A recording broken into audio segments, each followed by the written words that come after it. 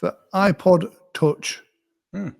There you go. That's the size of it. Now, a lot of people that do what me and Jim do are always on that quest for how do you control your sound without having to turn around and play on the laptop or whatever. And lots of people have different remotes that connect to Bluetooth receivers and all sorts of stuff like that. Well, rather than having a remote, I have everything on here. So I can control all of my music in the palm of my hand. I have all of my playlists there of all the different types of shows. And so let me just go into that's theatre background, show music 231. So there's all of my show tracks there. And so again, I can just scroll through whatever track I want to play, but then I can just say, press that one.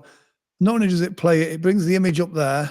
And you can also see as it's playing, you can see the volume control on there as well. So if I wanted to, I can just adjust that volume up and down. But it also gives me the big button to skip to the next track if I want to. So if I just want to skip to the next track, I can do. Or if I want to go back into my list, I've got my whole list there that shows me all my tracks. It means I can be controlling my music just like this. I'm not having to use a remote that connects to something. I've got it all here in the palm of my hand. It charges up great, even though I've only got probably 2% left on this one. It charges up great, just uses a normal iPhone charger. It's the lightning cable at the bottom. Don't know if that will pick it up. There you go. And that's it. It works brilliantly. And it just uses your iTunes. I load all of my show music into iTunes and it's on there, which then also means that it's on my phone as well, just in case. But as a presenter, to have your music controlled in the palm of your hand like this, even if you've never used it before, it's quite intuitive.